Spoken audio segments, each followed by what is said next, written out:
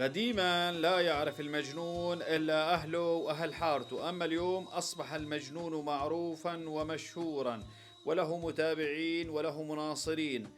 يؤلف الأحقاد ويؤلف الشائعات ويصدقه الحمقى والأغبياء. بالأمس الحكومة السورية تعرضت إلى هجمة إعلامية شرسة، وهذه الهجمة هي تعتبر ذباب إلكتروني لبث السموم بين المكونات. طبعا هذا بث السموم لا يأتي على طريقة مثلا صفحات مثلا مؤيدة للعلوية ولا للدروز ولا للمكون الكردي، حتى أحيانا يكون مؤيدة للحكومة السورية، تبث السموم على المكونات الأخرى لكي يفرقوا المجتمع السوري. هذه تعتبر ذباب إلكتروني، فاحذروا الصفحات المعادية التي تبث الأحقاد والسموم بين المكونات.